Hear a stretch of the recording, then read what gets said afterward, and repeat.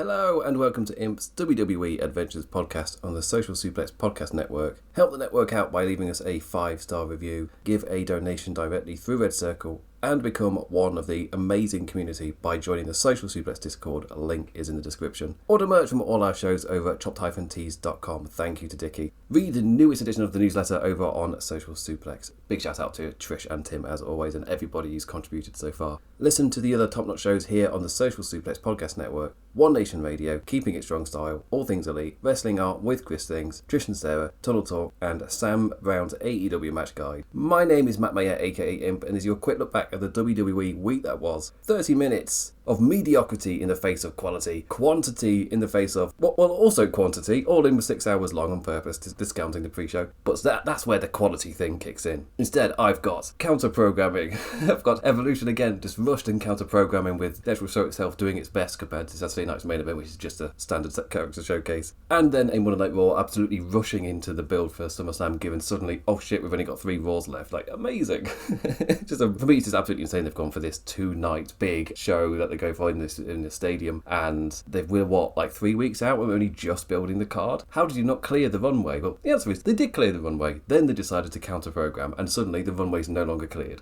It's like, okay, cool, so now it's 3 weeks till this huge event, and it's not going to be able to have the build that you want for like a big huge 2-night event. So we'll see how SummerSlam lands, but the build to it, incredibly rushed. So that's where we get to Saturday night's main event. Streams on YouTube for me, on NBC for them, from Atlanta, Georgia, Goldberg's hometown. 2 hours with plenty of skipping. Are you ready for another ad-filled character showcase you could have skipped? What do you mean you skipped it? What do you mean that you did actually skip it? You skipped Goldberg's finale. You skipped the finale of Goldberg. I mean, to be fair, so did WWE cutting off his speech, and the whole thing that's happened afterwards. It actually just makes it a really good thing just to start off with before I jump into the show. Just also the social media started to give them the name of the WWE state media, where there's any stance to be taken or just argument that happens or whatever, there's just just the parade of just more than happy to take the money and just repeat the bullshit no matter how stupid it makes them look. Just like, oh my days.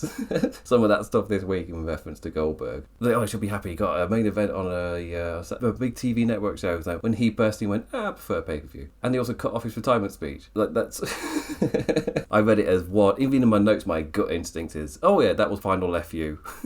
To Goldberg on the. It's just like, oh god, like no, that's not how it works. But it's just hilarious just to see the same old names come out again. It's the same guys that it came from Busted Open Radio. It was Rosenberg. Like I didn't even have to be on Twitter to know who it was.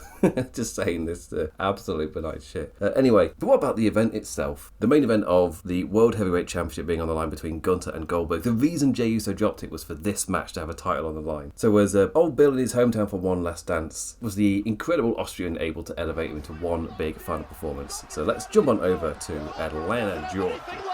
All that oxygen cut off, the blood cut off and fading. It's Goldberg. And Goldberg is out. Gunther retains.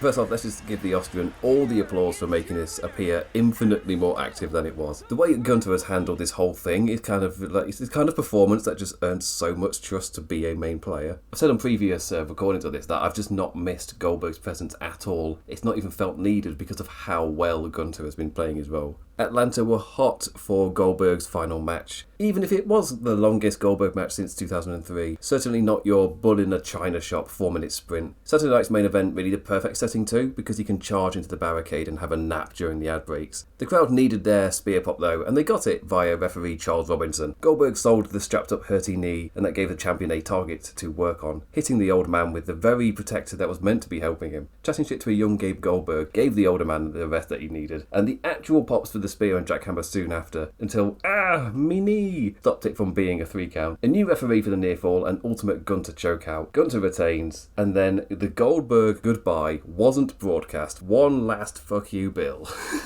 And I didn't even need to see the Bill Goldberg comments to assume he wouldn't have been happy with that. Like that obviously he didn't need to be in front of the backstage thing. That didn't need to be like public knowledge, but I massively assumed he may have not been the most happy with that send off. And I just take a look at it in terms of like, well, how the competition's thing. saying goodbye to their legends. And just look at the way Sting was giving his goodbye, and you compare that to how WWE have always just brushed Goldberg aside in a really...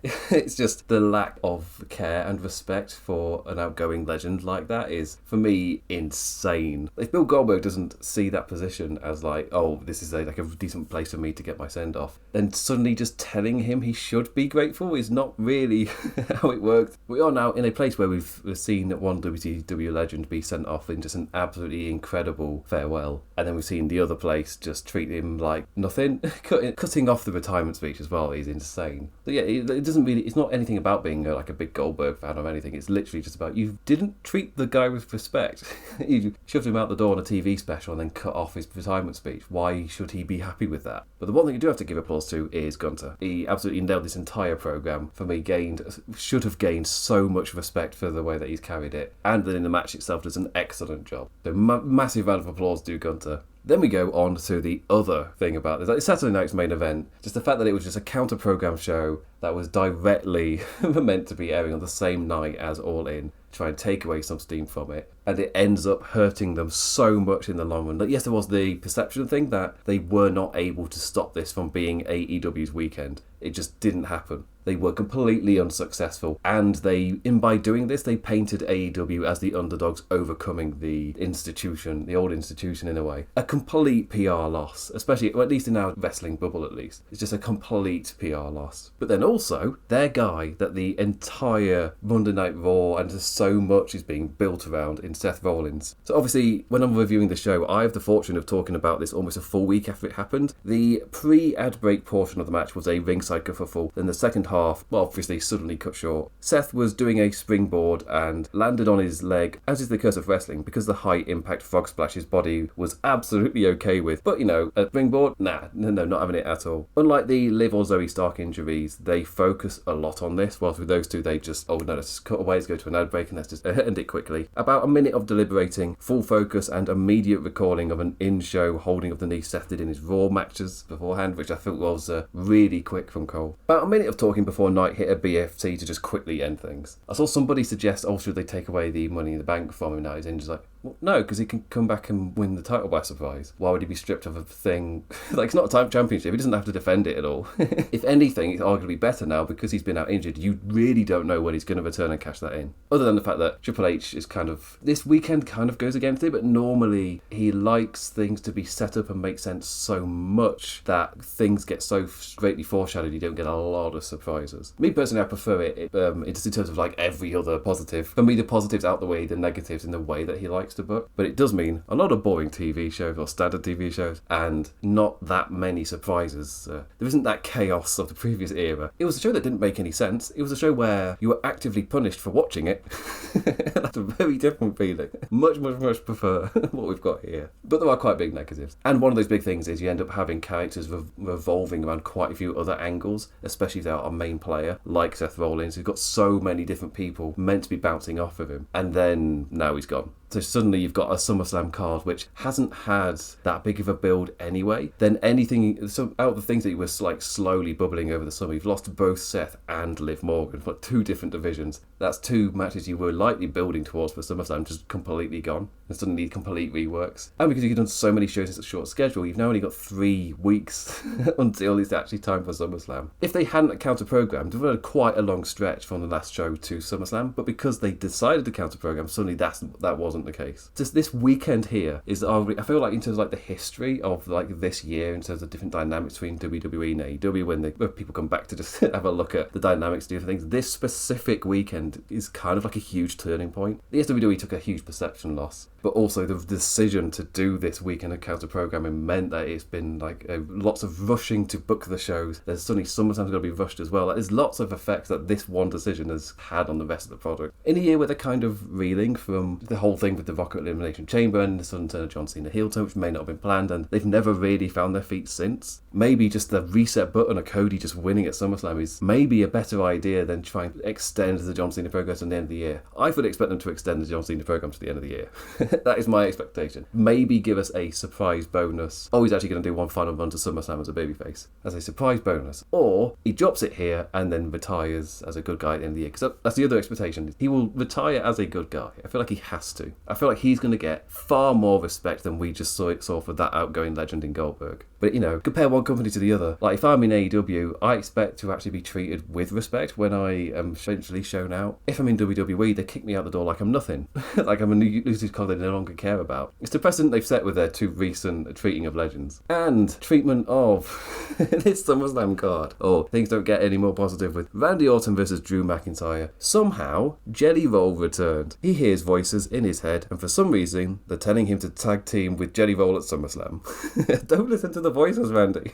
Don't listen to them. Like, yep, that's right. Randy Orton and Drew McIntyre are getting dragged into the SummerSlam celebrity affair because it's big two-night event trying to make it big like WrestleMania, which means you've also got to involve the celebrities. The Jelly Man for Randy and the Transphobe for poor Drew. The match here was nothing. Also took 15 minutes till the bell rang, so right from the go, it's that feeling of time wasting. Like, Jesus, who the hell knowingly chose this over watching All In? Well, at this point, at the same time, it was the main event between John Moxley and Hammond, purposely with the show stretched to be airing whilst this was airing, and it's like, this is what the other side are offering, like. If I'm everybody's favourite Irishman, the Wrestling Bio's YouTube channel, I'm just doing the comparison with this, it's like, what are they even doing?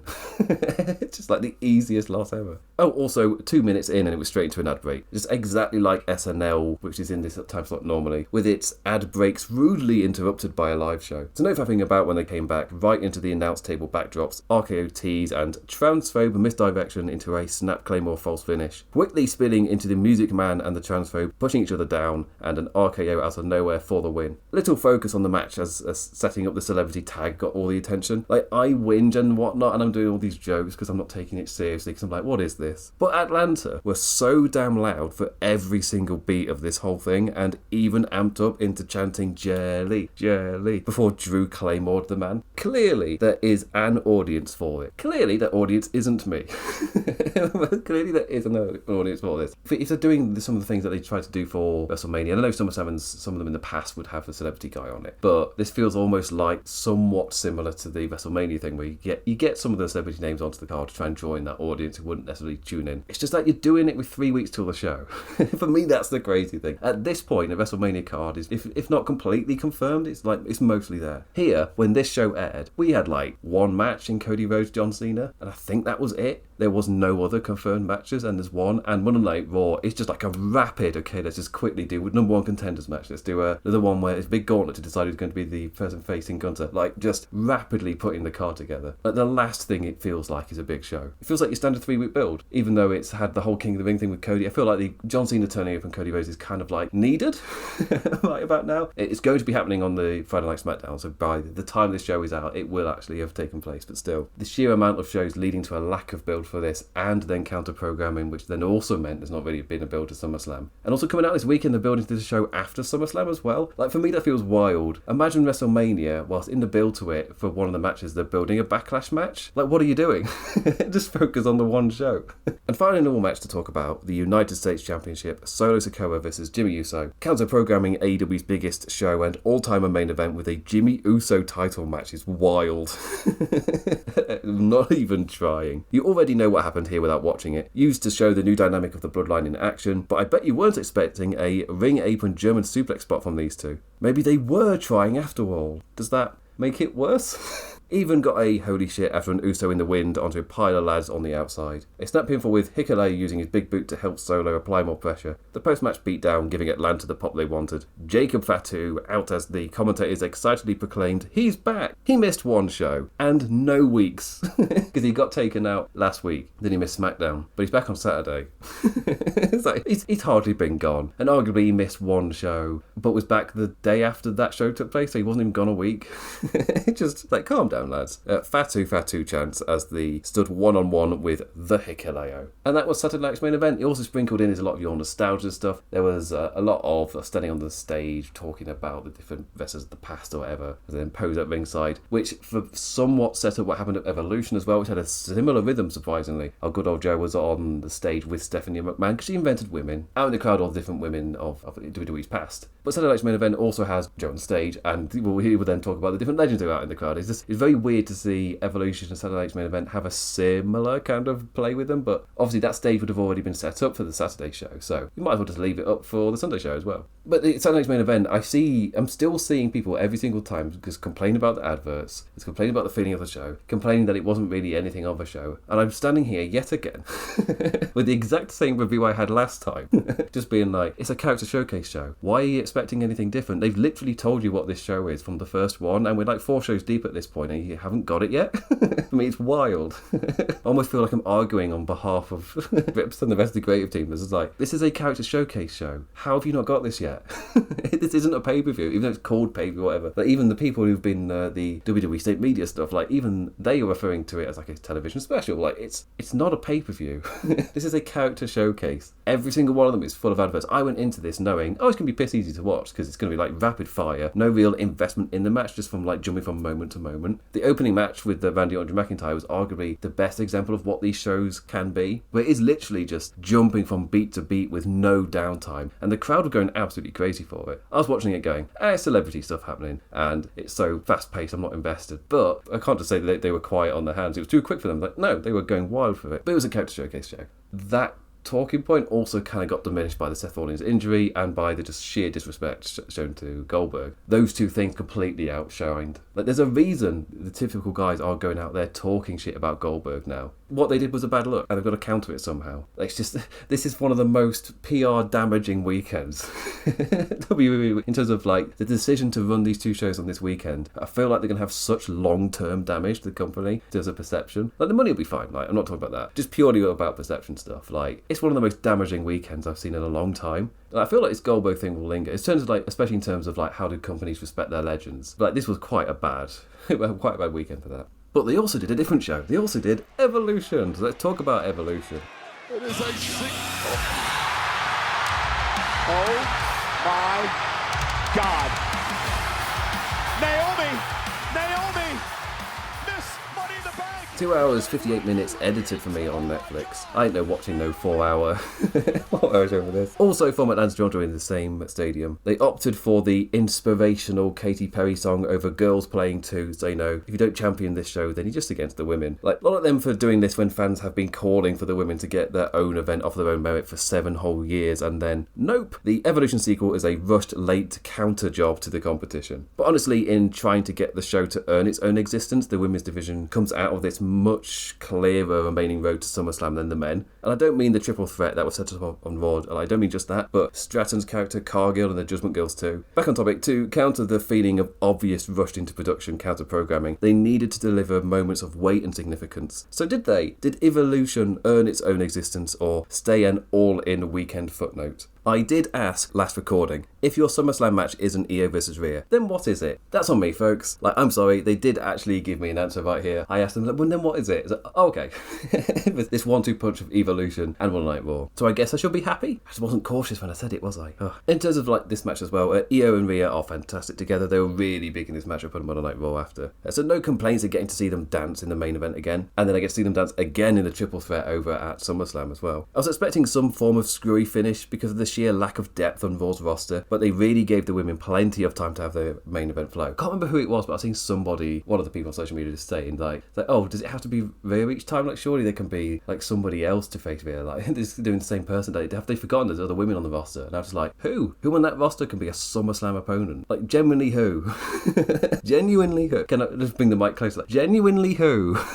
Tell me who. So even though I was expecting a screwy finish to get us to have Io versus Rhea in some fashion again at SummerSlam, they still really gave the women plenty of time to have their main event flow. It is the current main event style, like nearly 30 minutes and at least one run-in. Although I really was just happy to see the women given that same kind of dance room and treatment as the men are. But yeah, I don't like that I'm watching 30 minutes of a match and basically just the only thing that matters is actually the run-in. It's technically the same shit, but they were given the same shit. Equality.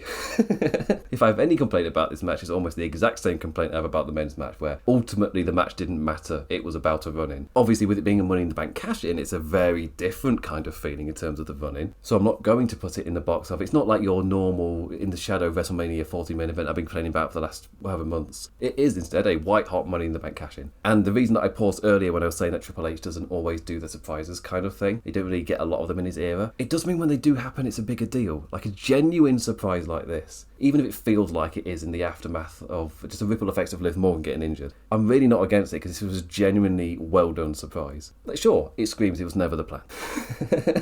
But because it is in the, okay, things have changed, we suddenly need a big match and we can't do what we were going to do. And it seems to have just had knock-on effects where different people are going to be in completely different places because of the Liv Morgan injury. Suddenly, just having this happen isn't the worst idea. But this match between Io and Rhea was genuinely a great match. Just know that you're not getting that satisfying ending because it will end in the Money in the Bank cash-in, which in itself was, I feel like, a really hot moment and well done. But if you want a satisfying ending to the match specifically, you're not getting it here. It's a SummerSlam triple threat setup. The crowd was so hot as Sky kicked out of Ripley's hard-hitting power. Like, good lord, that woman's Razor's Edge looks like it hurts in the best way possible. Referee Jess Carr took a springboard dropkick so we could get our visible Riptide pin, and into the crowd the action went, set up as Ripley's anger, but ending in Io diving off of a production box tower. The crowd was so damn hot when they returned to the ring. Like, big oof for the special show ringside powerbomb bump that Ripley took, which fed into the moonsault kick out pop drama so well. And that kick out after the moonsault got the loudest reaction to the match. A final beat of what will it take as the two brawled on the top rope, countering into a big Spanish fly from Sky. Then came that biggest pop of all for Naomi's music hitting and her cash-in. There's a little note on this that I really did like the idea of completely changing the match with triple threats having no DQ. An idea not explored here to keep the focus on the Snaps Championship still, but suddenly we're watching this match, they have brawled all over ringside, then suddenly someone cashes in and turns it into a no DQ with these two brawled all over the place, knackered women. Suddenly a third just turns up and they can just wallop them with whatever weapon they want. It's just it's an interesting, just sudden dynamic shift. Not explored because focus on the cash-in, let's not get distracted.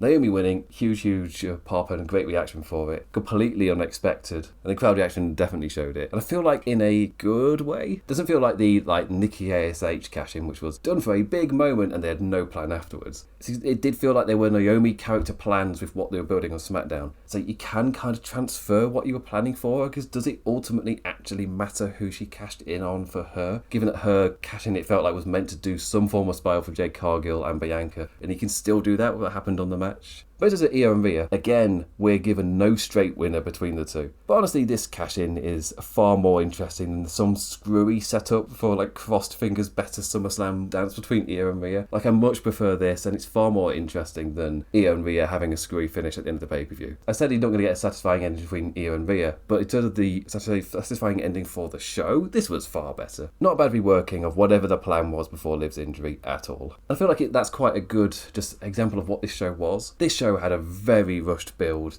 and it feels like SummerSlam might be even falling into that same trap, but just a very rushed build, so I wasn't the most excited for it. And including just the whole perception of this is purely happening as a counter-programming thing. How invested should I even be? But then the women turned up and did their best to put on the best show they could with almost nothing build in the majority of this card. But one match where that technically didn't count, Becky Lynch versus Liv Valkyria versus Bayley. The three of them opened the show for the Women's Intercontinental Championship. A wise move, given this was the one match that naturally low-key fit with its flow into this show. As in, we were headed here anyway, so a perfect choice to kick things off. You can pretend this event is going to have a perfectly long-planned vision, because you started it with a triple threat that felt like we were naturally going to get anyway. In terms of attendance, this was a smaller crowd than WWE Premium Live events normally have, but the crowd was so loud for this match. Becky and Bayley received the majority of the chants, but hey, this feud has finally been giving Valkyria something to go. Even if the build to this show has given her character unlikable notes via their generic standard writing of shouty anger and interference.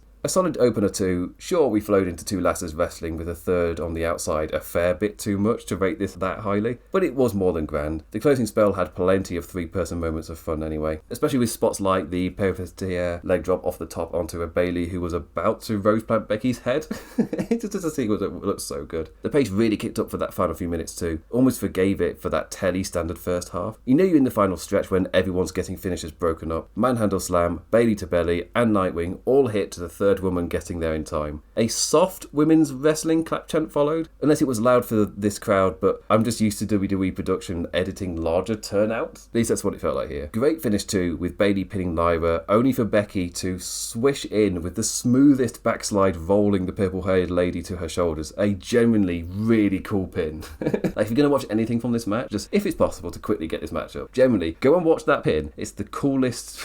Just running over, backslide, pinning Bayley is shoulders. It looks so cool. Then I jumped to the opposite of cool. The NXT Women's Championship, Jacy Jayne versus Jordynne Grace. No, they've tricked me into watching an NXT match. Oh, no, what have you done? And I see they're doing Mandy Rose's Fatal Attraction again, but as Fatal Influence. And oh good, Mariah May is in standard NXT friendship angle with Jordynne Grace. I happened to watch her All-In match with Toni Storm last night, like still in my post-All-In buzz, and just wanting more AEW. And good lord, what WWE have their talent doing here is just genuinely a joke. But then I get to see Jordynne Grace wrestle, so I'm a little happier. Even if I have to listen to commentary talk about how beautiful Jacy Jayne is as she does so, it's like, just these characters, these angles.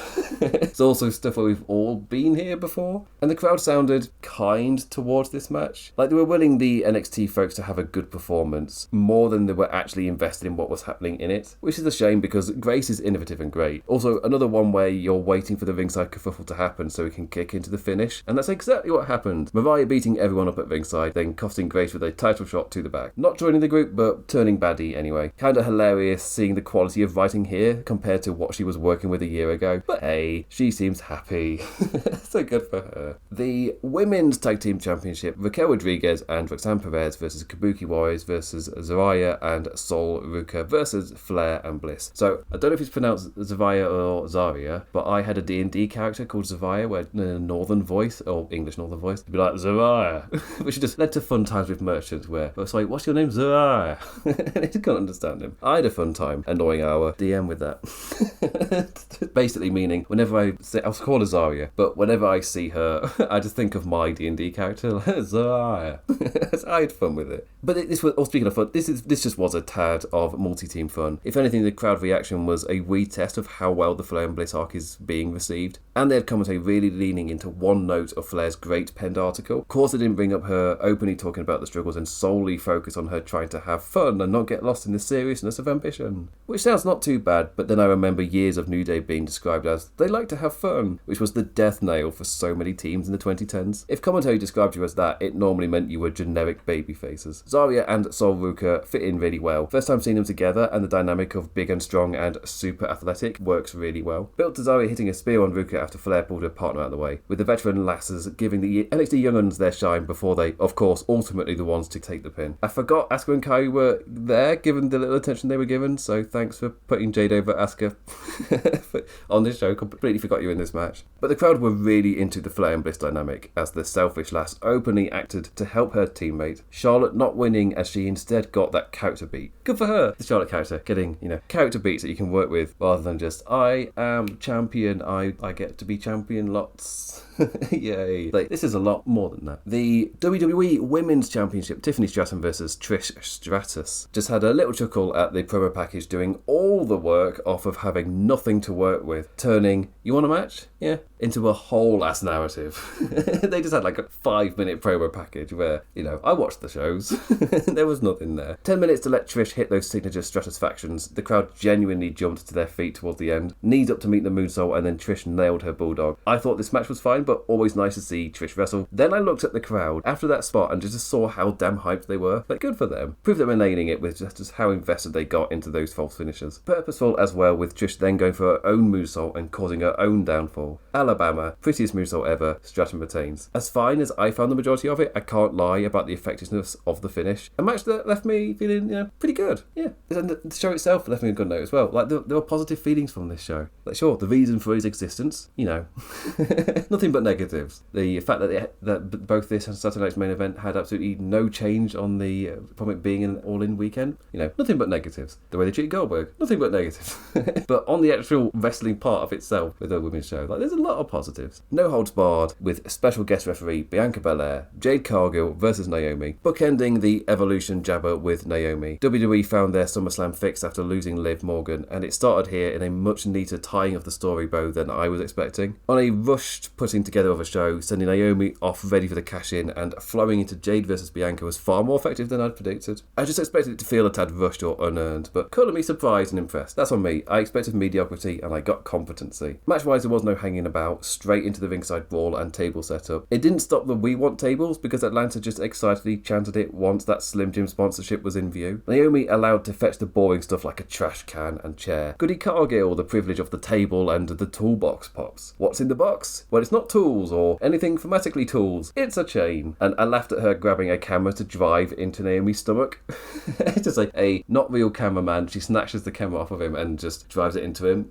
It caught me by surprise because you do nowadays see the cameraman walking around ringside, meaning you can kind of do a spot like this where you expect to see a cameraman walking around there. So when they have a guy who's not normally a cameraman show up inside a shot and get the camera yanked off of him, it's not like what it was in the past era where because they tried their best to never show the cameraman, it meant when a cameraman was suddenly showing himself in the shot, it's like, what are you doing? What's the spot here? Put him in a spot where you'd have to make sure you could definitely see him. Well, here, because the cameramen are just a bit more naturally in shot, it doesn't feel like a forced spot or anything. It just feels a lot more natural. But it is a feature of WWE no DQ fare, like often ignoring the heated builds for a bit of silly fun, kind of juxtaposed by Naomi trying to drive Jade's eye into a table leg, whilst beforehand we're just doing something just silly. The exact same thing happened last year with Drew McIntyre CM Punk. They do these big heated feuds. In the match itself, it just turns into a bit of plunder silly, which is what makes their Hell in a Cell match so special, the fact that it just didn't go that route. It's managed to just elevate from the seriousness. Cargill was allowed to kick out after a chair shot sent her falling through the table. Recovery came with Naomi taking ages to set up another table and climb up the ropes. Jade woke back up and ended the match with a jaded off of Brett's rope through the table, with Bianca raising her arm afterwards playing all sad serious face. I assume there's your SummerSlam match, but with only 3 weeks to go, I don't know what's going to make it onto these shows. They've got matches to fill. There's such an empty card right now where it's like you gotta on this week's show either get us so that the match will be announced next week or start announcing those title matches, like, or just whatever's going to be on the card just like now. Over the top rope battle royal with the winner getting a match at Clash in Paris. So this is where things just like the rushing of getting this show to counter program suddenly means that to have a big battle royal to get everybody involved, what do you have on the line? Because you're having programs built for SummerSlam, you can't have the match be for a title match at SummerSlam because they want to do a story, even though like for Stratton, who doesn't really have a straight up contender at the moment, they want to do a story, which means whatever the winner is then got to face them after SummerSlam. But that means in the SummerSlam build, where you try to sell these two shows, the winner of this battle royal isn't going to be on SummerSlam. You're instead already building the show afterwards, which for most shows I would be fine with. Like when they were overlapping, I think Money in the Bank and the King of the Ring tournament with that stuff, I was fine with that. But when you're doing a 2-night massive show, it's what I said earlier, like just imagine them building a Backlash match during the WrestleMania build. Like, to me, it's just wild. It's crazy. But it says this battle royal, Nia Jax, Stephanie Vaquer and Julia were the only lasses to get entrances on my edited version. Immediately NXT names were just thrown out by Jax. Thanks for making the trip. They put Lash Legend over Big. Immediately, I assumed it was because of just going to be doing a dance with Nia Jax. Like, I've seen WWE battle royals before. I was wrong, and I was happily wrong on that note. The other thing I was wrong on, I was like, oh, Nikki Bella's in this match. Like, surely she's just going to win, right? Did they prove me wrong? Yes. Good on them.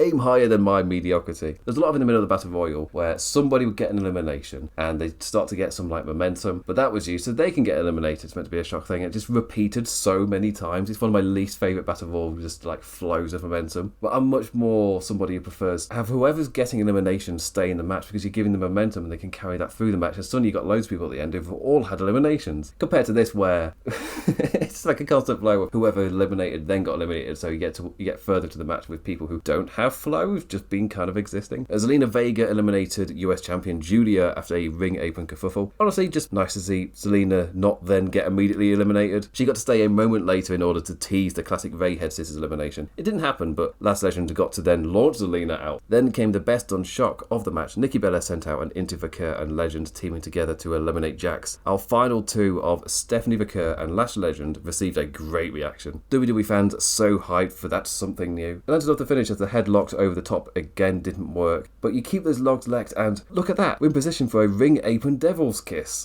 The crowd is like, oh my god, we're getting the best thing ever. And that then led to Lash Legend's elimination. Afterwards, Stephanie McMahon was in the ring to ask her namesake about the significance of the win, but in Spanish. Not sure Trump would approve. Wrestling is my favourite language. Actually feels like a very politically clever answer, promising to be someone we will all remember. Then all the pyro for her pose and Paris. And as I said, they mentioned this a little bit on Monday Night Raw, that she's going to be definite, just to make sure that we know it's at Paris and not SummerSlam. I'm still expecting for a few people to be confused, to have seen Stephanie be going to get a title match and then watch the show and go, oh, she not got a title match. Like, yeah, it's at Paris. Just strange that they're doing her build during a build to a 2-night show. But the show itself, Evolution, I feel like, even even though it didn't hit what the original one kind of did, just in terms of the feeling coming out of it, I think this one had a lot of negativity for it to overcome and a much bigger lack of a build. If it still feels like it sucks, like can't they have a show off their own merit? It's always got to be to counter something each time, and to have the build be in such a rushed manner like this. I would just much prefer them to have it cemented in the calendar, and they know it's coming, and they build to it and they make sure they've got the people on there and the storylines for it to be a really strong show. Whilst here, it was close to what we got in the later previous era, where the build's just kind of crap, the build's just kind of rushed, but then the show itself has got great wrestlers on it, so you have a great show. You know, when the booking doesn't get in its own way. Like I would say, most of the show didn't particularly fall flat. It hit a lot of the WWE notes that their crowds really, really like, and the Money in the Bank pop into left them on a really good note as well. So there's a lot of positivity for the show itself in terms of like the performances and just how much fun it was to watch. It would just be nice to have this without, you know,